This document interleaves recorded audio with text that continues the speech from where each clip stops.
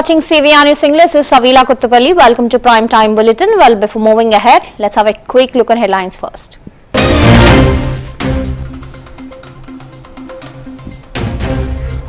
Union Minister JP Nadda, BJP's BL Santosh held review meeting on party's organizational elections.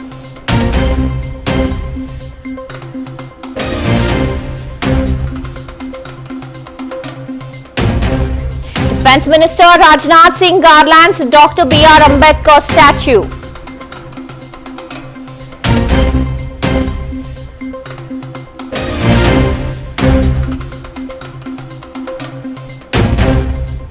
Former Indian cricketer Syed Kirmani launched his autobiography Stumped at an event in Bengaluru. Karnataka Deputy CM D.K. Shivakumar was also present. D.K. Shivakumar announced the safety measures. D.K. Shivakumar announced his safety measures, warnings for New Year celebrations in Bengaluru.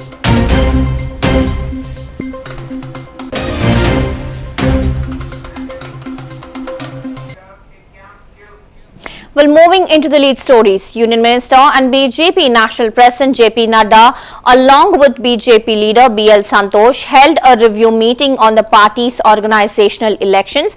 The meeting took place at the BJP Extension Office with key leaders in attendance.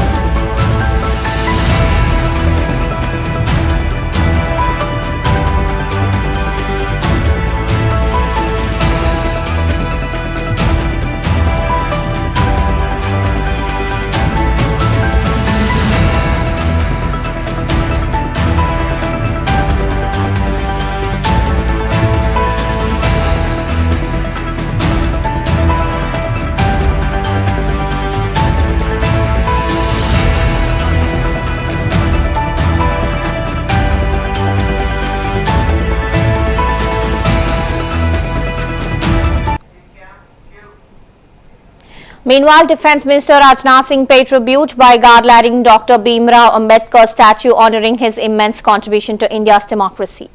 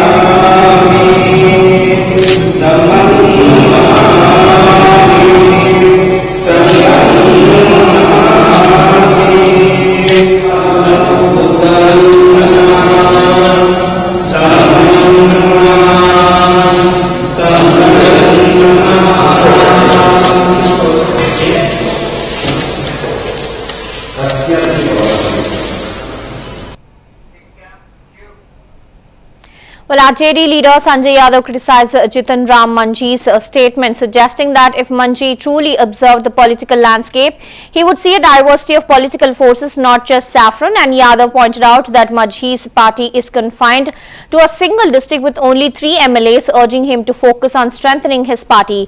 He also dismissed Manji's claim as rumors and emphasized that RJD leaders are engaging with grassroots workers to address public concerns. Yadav also criticized the current government for its lack of achievements, widespread unemployment and erosion of Chief Minister's credibility. कहा जा रहा है कि सरकार इधर-उधर होगी और मांझी जी इसी बीच में कह रहे हैं कि आरजेडी के बहुत सारे विधायक उनके टच में हैं।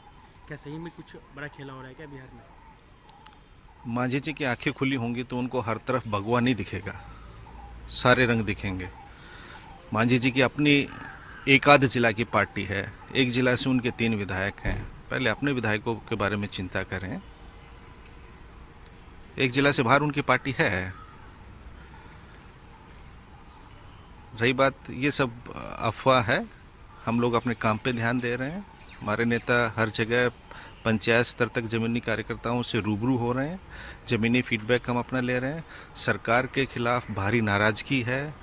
इस सरकार की और सरकार के मुखिया की जमीन पे कोई विश्वसनीयता नहीं बची है, ना कोई उपलब्धि है जिसके बारे में वो बखान कर लें। बेरोजगारी चरम पे है, पलायन सारे रिकॉर्ड तोड़ रहा है, महंगाई का सबको पता ही है। ना छात्र सुखी है, ना महिलाएं सुखी हैं, ना जीविका दीदियां सुखी हैं, ना संविदा कर्मी सुखी हैं, ना शिक्षक खुश हैं।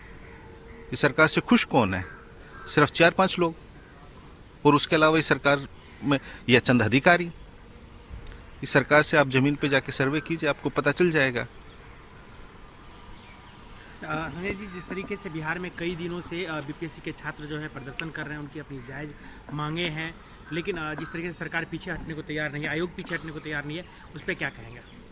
देखिए, हम शुरू से बीपीएससी छात्रों की समस्याओं के साथ, उनकी मांगों के साथ शुरू से हमारे नेता रहे हैं। ये हमारे नेता श्री तेजस्वी यादव जी का ही इंटरवेंशन था कि इन्होंने नॉर्मलाइजेशन प्रक्रिया को एक तरफ किया, नहीं तो छात्रों पे लाठीचार्ज किया, डीएम तक ने छात्रों पे हाथ उठाया। उसके बाद नॉर्मलाइजेशन पे सरकार ने स्पष्टीकरण जारी किया, फिर परीक्षा हुई।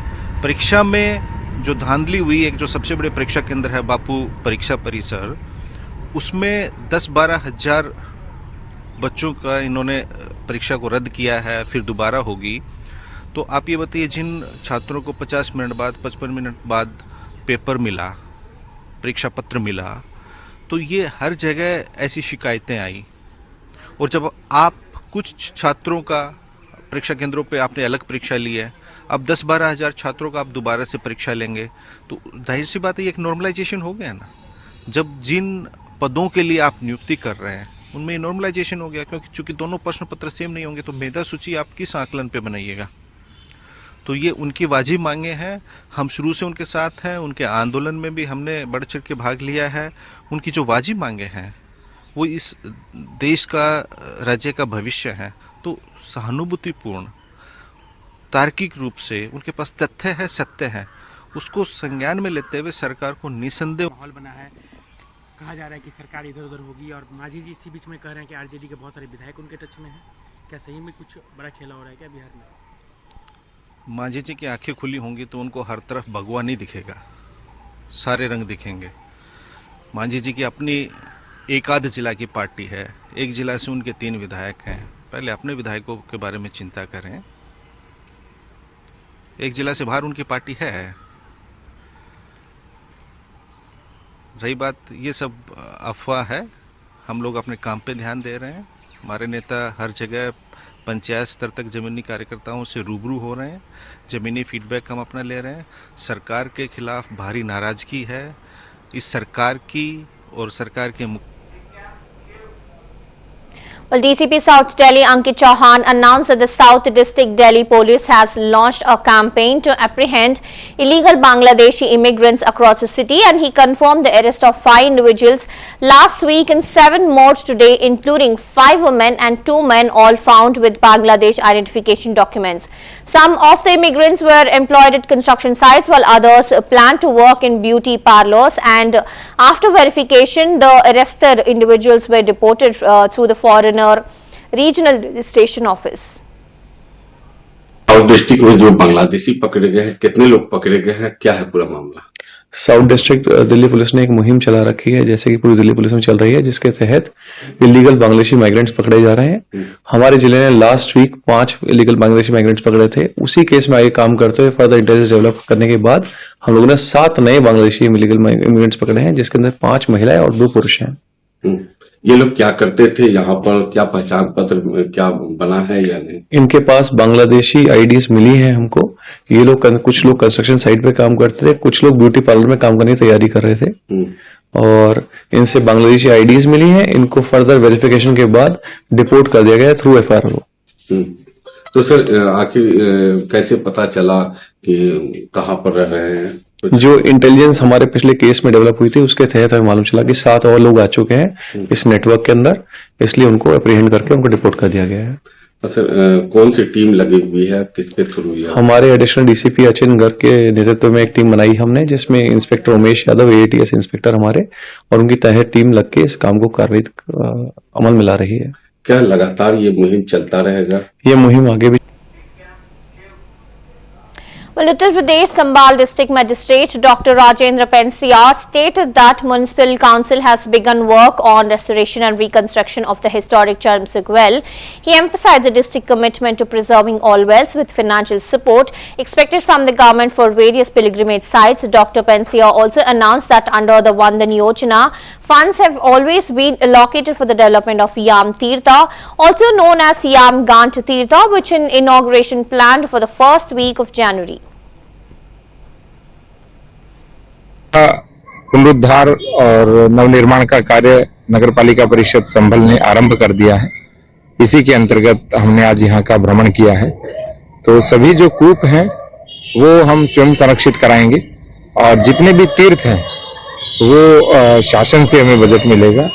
इसी क्रम में जो यम तीर्थ है, जिसको यम घंट तीर्थ भी कहते हैं, उसका भी वंदन योजना के अंतर्गत धन हमें मिला है और उसका भी हम शुभारंभ प्रथम सप्ताह ये जो जनवरी का है उसमें हम कराने जा रहे हैं। सर कितने कूप पर अब तक खुदाई हो चुकी है और कितने की बाकी है? लगभग 6 से 7 कूप हैं जिनकी खुदाई हम कर रहे हैं। पुनरुद्धार का कार्य एक का शुरू किया, दूसरे का भी शुरू करवा रहे हैं और जो तीर्थ हमारे लगभग 2 का हम करवा देंगे, क्योंकि जिनका पैसा हमें मिला है। तो सिरसी में भी कौन सी खुदाई चल रही है?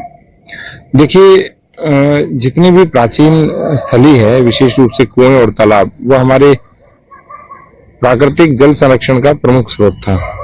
तो उनको रिवाइव करना, उनका पुनरुद्धार करना और उन्हें जल संरक्षण का महत्वपूर्ण स्रोत बनाना, ये हमारा दायित्व है। तो नगर पालिका और नगर panchayat. Well, DCP West Delhi Vichitra Veer informed that a campaign targeting illegal immigrants is ongoing in Delhi. The police are conducting door-to-door surveys in areas suspected to harbor illegal immigrants and verifying the documents of the residents. If any individuals is found without proper documentation or is confirmed not to be a citizen, the deportation process will be initiated, Veer stated. Delhi में जो अवैध रूप से रह रहे हैं बांग्लादेशी लोग, तो अब वेस्ट जिला में भी आज भी अभियान चल रहा है, इसके बारे में? अभियान तो ये काफ़ी समय से पूरी ही दिल्ली में चल रहा है, जैसा कि आपने खुद कहा, और इसमें जो भी हमारे प्रोबेबल पॉकेट्स हैं जहाँ पर इनके इलीगल इमिग्रेंट्स के पाए जाने की संभावना है, वहाँ पर सभी जगह हम डोर टू डोर सर्वे कर रहे हैं और लोगों के कागजात वेरीफाई कर रहे हैं। कोई भी अगर संदिग्ध व्यक्ति मिलता है तो उनके कागज़ों का जो सोर्स है, जहाँ से वो बनवाए गए हैं, वहाँ से भी वेरिफिकेशन करा जा रहा है। और यदि कोई भी व्यक्ति बिना प्रॉपर कागजात के यहाँ पर पाया जाता है, जो कि भारत का नागरिक नहीं है, तो उसके डिपोर्टेशन की प्रक्रिया हम शुरू कर रहे हैं। आज कहाँ पे कार्रवाई की गई थी? आज आर ब्लॉक ख्याला थाने में अभी दिन के समय पे कार्रवाई करी गई थी। तो ये पॉकेट्स हम आइडेंटिफाई करते रहते हैं और दिन में, शाम में, रात में, जब भी जैसा भी संभव होता है, इस प्रक्रिया को हम लगातार आगे बढ़ा रहे हैं। सर जो अभी चल रहा है पूरी दिल्ली में, Ripendra Mishra, chairman of the construction committee of Sri Ram Janmabhoomi Tirth Kshetra, announced that all construction work for the temple will be completed by June 2025, except for the ramparts and shoe racks, which are expected to be finished by September 2025. He also highlighted the completion of 21 murals and including 6 of Lord Ram out of 85 planned for the museum. Mishra also noted the ongoing construction of new titanium lattices for the parikrama on multiple floors and mentioned that the main challenge lies in completing the rising tower, which is currently under the aviation safety checks.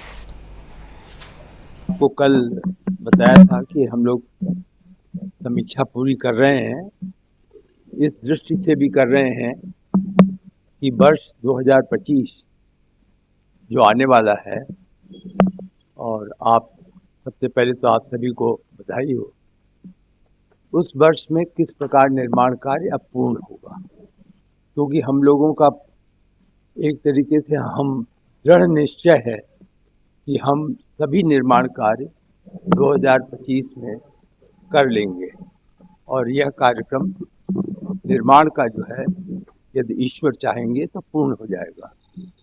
कल उसकी समीक्षा की गई, प्रगति देखा गया, तो ऐसा प्रतीत होता है, अनुमान है, आश्वासन भी है कि जून 2025 तक परकोटा को छोड़कर और जो एक नया निर्माण, एक नया कार्यक्रम लिया गया शू रैक का, जहाँ की जूते चप्पल जमा होंगे, इन दो को जो कि संभवतः सितंबर 2025 तक जाएगा, बाकी सभी निर्माण कार्य जून 2025 तक पूर्ण होने हम आश्वस्त हैं कि इस प्रकार से होगा। यह अवश्य है कि ये सब ईश्वर पर है, उनकी कृपा पर है, उनका ही मंदिर है, तो जैसा वो देख रहे होंगे, हम लोग निष्ठा से, परिश्रम से इस कार्य को पूर्ण करने के लिए पूरी तरीके से कटिबद्ध, वचनबद्ध है। म्यूजियम का कार्य चलता रहेगा, संग्रहालय जो बन रहा है, जो परकोटा में और लोअर प्लिंथ जो नीचे है ग्राउंड फ्लोर पर, जहाँ पर कि राम कथा और मर्यादा पुरुषोत्तम के म्यूरल्स लगे जाने हैं, वो अभी काफी प्रगति उसमें हो गई है। जैसा आपको पहले भी ज्ञात है कि लोअर प्लिंथ में करीब 85 म्यूरल जो स्टोन के हैं वो बनाए जाने हैं, जिसमें से अब तक 60 म्यूरल पर ड्राइंग हो गई है। निर्माण का कार्य अलग अलग एक तरीके। Pankaj Deshmukh gave information on security preparations ahead of Bhima Koregaon anniversary. Pankaj Deshmukh said that on Jan 1st, 2025, lakhs of people from all over the country came to Bhima Koregaon to salute the Vijay Stambh. In view of this, the Pune administration has made full preparations. 2025 इस दिन महाराष्ट्र और देश भर से लाखों अनुयायी कोरेगांव भीमा यहाँ पर विजय स्तंभ को अभिवादन करने के लिए आते हैं। उस हिसाब से पुणे ग्रामीण पुलिस दल और जिला प्रशासन इन्होंने पूरी तैयारी की है। इसमें पार्किंग की जो व्यवस्था है वो अनुयायियों के लिए की गई है। यहाँ पर आने के बाद उन्होंने अपनी 4 व्हीलर या बस वही छोड़ देनी है और उनको पीएमपीएमएल की जो बसेस है उनके द्वारा स्तंभ तक, विजय स्तंभ तक लाने की पूरी तैयारी हमने की है। इसके अलावा इस बंदोबस्त में करीब 4500 पुलिस कर्मचारी और होमगार्ड इनकी नियुक्ति की गई है। इसमें 300 से ज्यादा अधिकारी यहाँ पर शामिल होंगे।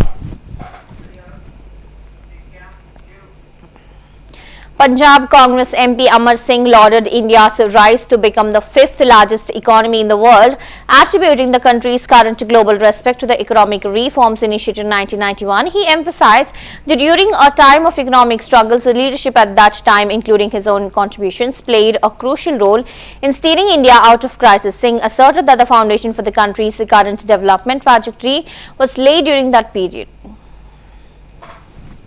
जो है, अगर हम 5th लार्जेस्ट इकोनॉमी हैं दुनिया में सबसे बड़ी हमारी मिडिल क्लास है। आज अगर अमेरिका, यूरोप सारी दुनिया में अगर हिंदुस्तान की रिस्पेक्ट है तो इसकी नींव उन्होंने 1991 में बांधी थी। उस वक्त मुल्क में पेमेंट का क्राइसिस हो गया था कि हम जो सामान बाहर से आता था उसको देने के लिए हमारे पास डॉलर या फॉरेन करेंसी मुल्क में नहीं रह गई थी, तो कुछ दिनों की बची थी। तो डॉक्टर साहब का अपन सोच सकते हैं कि उन्होंने कैसे जो मुल्क एक ऐसी मुश्किल घड़ी में फंसा हुआ था उसको निकालने का नींव डाली, और आज भी उससे 30-35 साल बाद भी जो हिंदुस्तान की लाइन है डेवलपमेंट की, वो वही है जो डॉक्टर मनमोहन सिंह जी ने रखी थी। तो इसलिए, और उतना ही नहीं, वर्ल्ड बैंक की रिपोर्ट है कि 1994 से 2010-11 तक 130 मिलियन मतलब 13 करोड़ लोग गरीबी से हिंदुस्तान से निकल के ऊपर आ गए थे डॉक्टर मनमोहन सिंह की नीतियों की वजह से।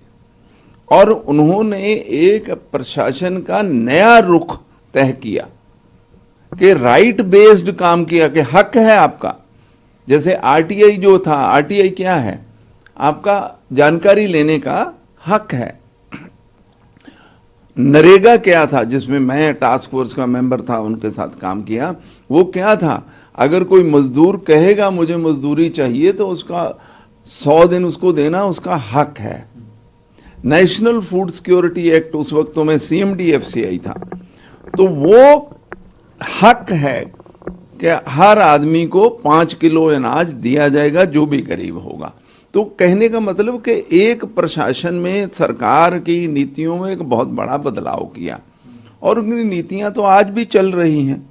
तो इसलिए मैं तो ये कहूंगा कि ये आदमी, अच्छा आज सारी दुनिया क्यों कह रही है अरे भाई बहुत बड़ा आदमी था, बहुत समझदार। बराक ओबामा जी ने क्या कहा, जो अमेरिका के प्रेसिडेंट, सबसे बड़ी बात कह गए, इंग्लिश में बोली, मैं हिंदी में बोल देता हूं कि जब डॉक्टर मनमोहन सिंह बोलते हैं तो सारी दुनिया सुनती है। तो क्या मतलब क्या हुआ?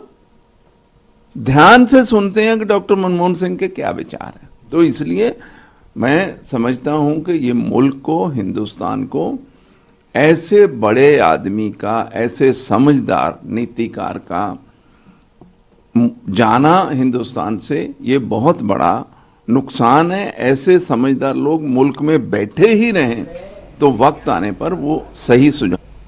Yashasvi Jaiswal's coach expressed pride in the young cricketer's remarkable journey and form.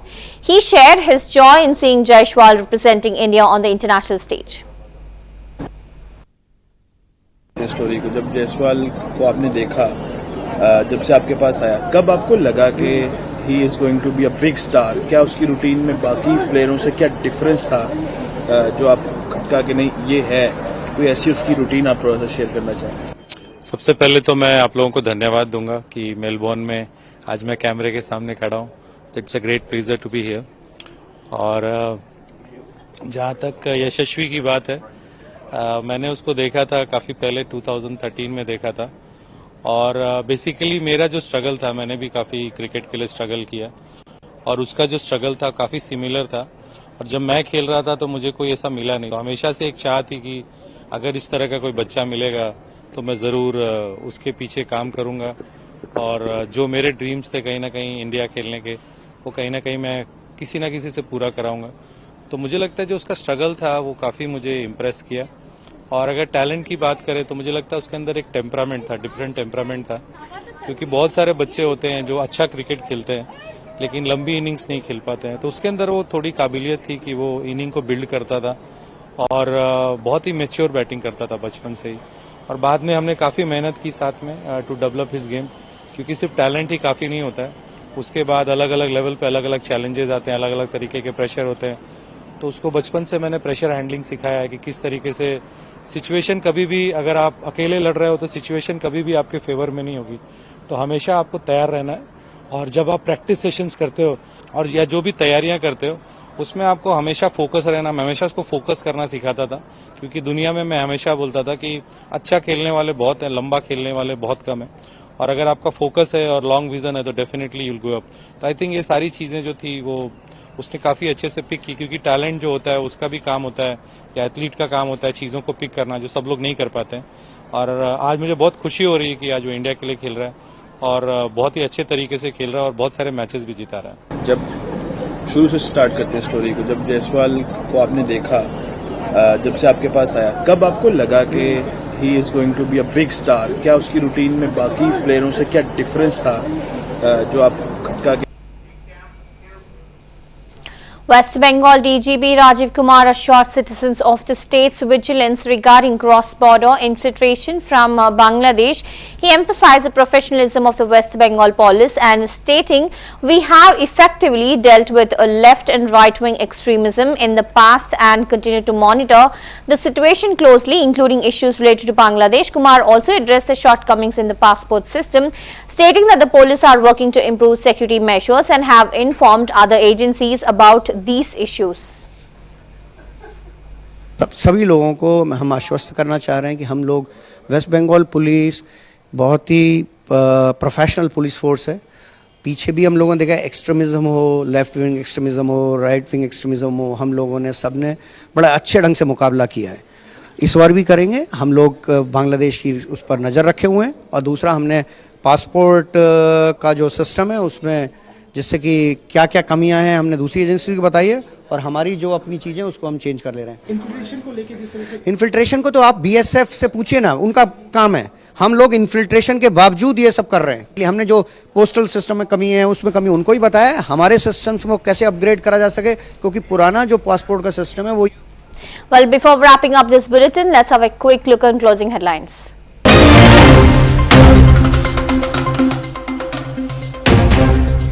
Union Minister JP Nadda